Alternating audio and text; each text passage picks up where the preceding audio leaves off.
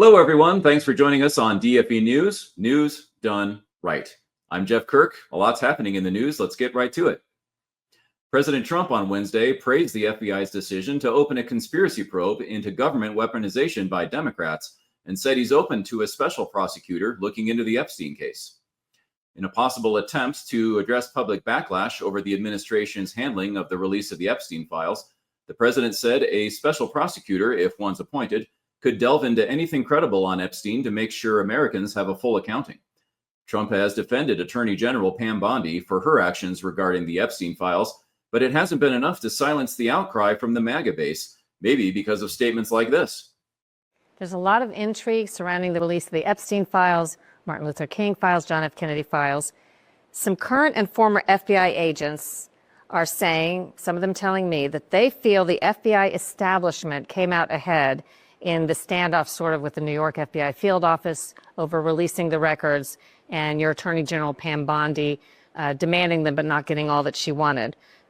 Is that process still on track? I think that's one of the most often questions I've been asked the last couple of days, to release these records on Epstein, MLK, and JFK. Well, Pam Bondi's done a phenomenal job in every respect. And there could have been some holdback. I haven't heard too much about it, but they could. But the bottom line is the records are getting out. Even as he faces continued fallout from the Epstein case, doctors just diagnosed the president with a condition known as chronic venous insufficiency, or CVI, a condition where the veins in the legs are unable to pump blood back to the heart. The condition is said to be common and benign. Many theories are going around about President Trump's recent reaction to the Epstein files. With us now is author and political blogger Sarah Hoyt, who has a few theories of her own. So, Sarah, why do you think this topic has suddenly become so divisive? Doesn't seem organic to me. I was watching this blow up on Twitter, and most of the accounts who were drumming it at the beginning were either new accounts or accounts that are probably not in the US. It since has caught on because, of course, people are outraged. People want purples of some sort. They don't even care what at this point. And I think it's a lot of unlocalized rage coalescing on this. I kind of understand why they haven't been released. Look, you and I can probably imagine what they found once they actually took over as an administration. The entire structure of the bureaucracy is corrupted. We have no idea. These files were in the hands of the Biden administration. Well, they called themselves the Politburo, apparently, and this makes me want to scream, but whoever was impersonating Biden, these files were in their hands, and it's not so much who have they edited out, it's who have they added. In general, I don't have a high opinion of the creativity of the left, but I'd be very surprised if it didn't occur to them to put a few traps in there. In fact, I believe it's Dershowitz who easily proved it wasn't him, even when he was accused. And I believe there are a lot more innocent people added in. And I believe once they started poking at it, they went, whoa, this is all corrupt and we can't release them.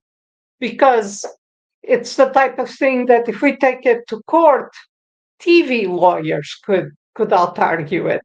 So do you think that one of the reasons behind them not being completely transparent with the release of the files is that there's a lot of names in the files that maybe shouldn't be there or that are innocent?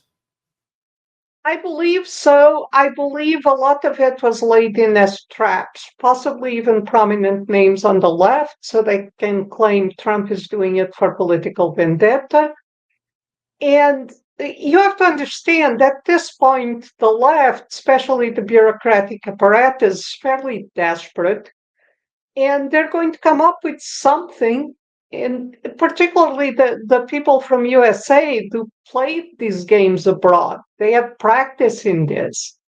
So, yes, I think there is a trap. Now, was it stupid of Pam Bondi to set it up with, I have the files, and yes, it was. She probably had some underling tell her that they had all the files and everything was ready, and she was too naive to realize what she was playing with. On the other hand, let's remember that anyone else that Trump nominated would have to go through a confirmation process. Is she ideal? No, but she's probably we're stuck with. I So are mean, you of the it, opinion that Pam Bondi should face any type of consequences for her actions? Should she be fired? no, I don't think we can get anyone else better in. They won't confirm anyone better. I think that yes, she should face consequences in private. She should have the riot act read to her. I don't know if she has. A lot of people are calling for Pam Bondi to lose her job. Do you think Trump really means it when he says she's doing great? Trump has his own management technique, and it's more business than politics. When you keep hearing him say, "Oh, so and so is doing a fantastic job," that's it's a manager. It's management speak. He is bolstering his department, and which is why it turns on a dime when it becomes obvious he can't uphold that and suddenly fires someone, which also gives the impression that he is unstable or whatever. It's business management. You support the structure under you until you can't anymore. The other thing is, a lot of my fans are saying if he just apologized and said, "I was wrong, the files are corrupted," this would all go away. And I think they're charmingly naive. Trump has been in the public eye his entire life. He's also extremely online. And something I had to learn, and I think most online personalities have to learn, is don't apologize. Don't apologize. They will take an apology for something really small and pin you to it and destroy your entire reputation. So, Sarah, why do you think that the president has said some of the things that he said about the files? Oh, they're boring. Or why is anybody still talking about these things? And now he's open to possibly a special prosecutor taking a look at these files. What's your opinion on that? When you have the entire left screaming to release the files, when you have them trying to release the files into a cryptocurrency bill in the House, I believe, and just trying to push it, you have to know this is not in the best interest of the administration. And then at some point you have to wonder, well, but is the administration in the best interest of America? Well, yes, because the alternative is horrifying. So I think they are playing a slow it down game and hoping people will find their heads and go, "Oh, it doesn't make sense for me to push for this. This is just ridiculous. I'm playing into the hands of the left." Frankly, a lot of us wish people would get it sooner, but I was talking in my blog today and I was trying to point out, I said, okay, I know you're all angry. I'm very angry. I wanted trials. Personality wise, I'm more angry than they are. And I was screaming for action far before they were. On the other hand, it is my role to remind people that, hey, this is the other side, and these are the problems. I think, and this gets into why I blog, but I think partly God has a sense of humor. He put the depressive in charge of cheering people up, and my husband calls me the unstable Latin when I lose my temper at the TV about. And he put the unstable Latin in charge of going, "Whoa, slow down. I know you're angry. Think about it again." So Yeah, that's good advice. It seems like the situation currently might be an attempt for to allow the cooler heads to prevail and come around to more of a holistic approach to this is how we move forward from this.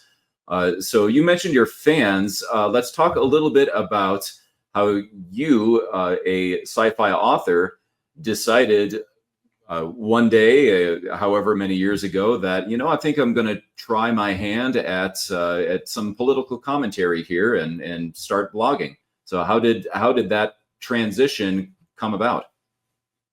I was once at a party with Glenn Reynolds, and someone asked him, "How did you become the Insta pundit?" And he said, "Well, like all important things in my life, by accident." And that's as good a tagline as any. What happened was I was writing, this was before I wrote science fiction. I wrote science fiction, but no one published it. Very strangely, the New York establishment was convinced ladies should write fantasy, which, considering all their posturing about, equality and all that. So they shoved me into fantasy, and I had written 2 fantasy series.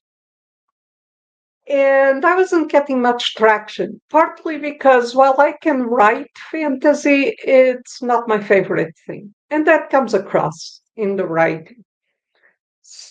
So, well, my fantasy isn't very fantasy, I should say, not very supernatural. So my agent was desperate to try to figure out how to get my career jump started. And she said, "Why don't you start a blog?" Everyone's starting blogs. This was, I don't know, 2005, maybe 2003. I don't remember.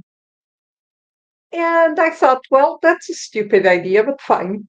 So I started a blog back then on LiveJournal, and it topped out at about 50 readers because I blogged whenever I remembered something to say, and that wasn't very often because I was in the political closet. I was very aware that the moment I came out as not being on the left, I'd be blacklisted, which I was. And I had this bizarre experience where I literally woke up one morning and felt like what I was being asked to do was sell my soul, which sounds far-flung and fantastic, but I felt like that's what I was being asked to do. You want to have a career, give up everything that you really believe and that's important to you, and become what we tell you to be. And you have to understand, I have a very conflicted idea with the entire idea that writing is art. I think of it more as craft, but with all that, it's still mine. And being asked to, I don't know, talk about how women are oppressed or whatever. That's not what I wanted to write. That's not how I saw things. So I decided to go insane and come out politically on my blog. And suddenly the entire thing blew up. And I had something to say every day because this was 2011. I was angry. So, During the Obama that's years, yeah. basically, and it's been blowing up ever since. It's funny because it was so fast. I talked to Glenn Reynolds behind the scenes because I read his blog, so I send him emails periodically. And it went from 1 month, I opened Instapundit in the morning to look at the headlines, and he had something about Sarah Hoyt, and I would, I'm outed. He forgot that I'm in the political closet, and he outed me. And then I realized he was just promoting my book. In the next month, I was subbing for him because he went on vacation, and I was one of the people he handed the keys to. And at that point, the cat was already out of the bag.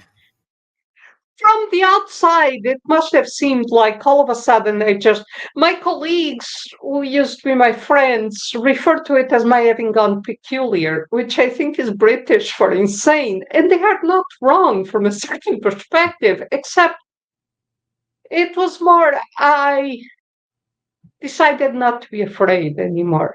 And I decided to be who I am. So you made a decision to stop being afraid of being on that blacklist. Did that cost you anything? Very strangely, and I can say this because I know you're not anti-religion. Very strangely, I was vouchsafed reassurance from one of the weirdest places in the world. I have a friend who is not, she's not on the left. She is religious, but not overly so.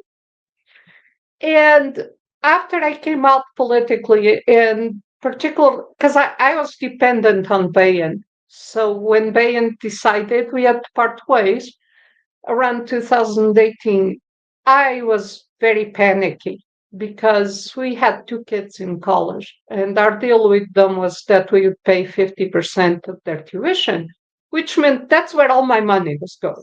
I worked for their tuition. That's what I did. And I was going insane. I don't know how to keep the kids in college and pay the mortgage. I don't know what is going to happen. And she said, just write what you feel needs to be written, and you'll be taken care of. And I just looked at her. I said, oh, yeah, do you know this? She said, I don't know, but I have a strong feeling I should tell you that. So I'm telling you that. Trust and do what you feel needs to be done, and you will be taken care of. And it's been almost miraculous because I will be just facing the blank wall and going, I don't know where this stuff comes from next. And between blog funding and, I mean, I got a gig writing scripts for comics out of the blue, and just, it's, I was hired to teach a workshop over a weekend, and the money has been there, sometimes from really unlikely places, and I don't know how they even heard of me, but the money has been there.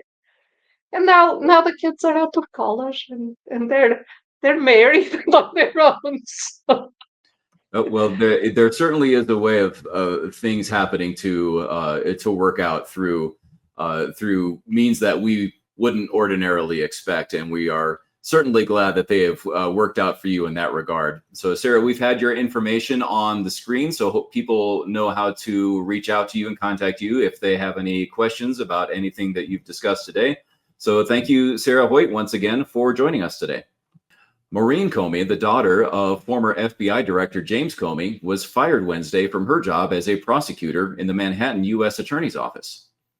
Comey, who had worked in the Manhattan office for nearly a decade, had prosecuted both Jeffrey Epstein and his associate Ghislaine Maxwell, as well as the more recent P. Diddy trial. Comey had also previously filed court declarations to keep the Epstein files from being released under a Freedom of Information Act or a FOIA request. So far, there's been no official explanation for the firing, and the White House has also not commented on whether or not it had a role in the decision. Federal agents raided a marijuana farm in Ventura County, California last week and ended up uncovering a whole array of criminal activity. The raid, which was the largest to date in Trump's second term, resulted in the arrest of 361 illegal workers, many of whom had convictions for rape, kidnapping, and child molestation. Also among those taken into custody were 14 underage children being utilized as workers, 10 of whom were unaccompanied. California Governor Gavin Newsom lashed out at the Trump administration, saying the raid resulted in, quote, kids running from tear gas, crying on the phone because their mother was just taken from the field, to which the Department of Homeland Security responded, why are their children working at a marijuana facility, Gavin? The bust comes 1 week after federal raids in Massachusetts and Maine resulted in the arrest of 7 Chinese nationals for running a marijuana trafficking operation and smuggling illegal laborers into the U.S. The IRS has some new guidelines allowing churches to essentially endorse political candidates without losing their tax-exempt status. In a court filing last week, the IRS revised their interpretation of the so-called Johnson Amendment and says for many houses of worship, the exercise of their religious beliefs includes teaching or instruction regarding all aspects of life, including the impact of faith on the choices inherent in electoral politics. Thus, when a house of worship speaks to its congregation regarding electoral politics viewed through the lens of religious faith, it is not in violation of the Johnson Amendment and not in danger of losing its tax-exempt status. The revision comes as a way for the IRS to settle a lawsuit against it by several religious organizations who say the Johnson Amendment violated their First Amendment rights of free speech and free exercise of religion. And for our final story, nothing more and nothing less than a child going home. But this is no ordinary child. Barrett Brasfield of Alabama was born by emergency C-section at only 26 weeks, weighing barely 1 pound. And after spending the first 400 days of his life in the hospital, went home on Monday for the first time ever. Parents Carly and Roman Brasfield say they've had Barrett's nursery prepared for months now, and after more than a year, they can't wait to simply be parents. He's so cute. A Barrett story is another reminder that everyday events, even the simple act of going home, can itself be a miracle. Well, that's it for now. Be sure to like, subscribe, comment, follow, and engage with us so that YouTube and all the social media platforms push us out to more viewers. Thanks for watching DFE News, news done right. See you next time.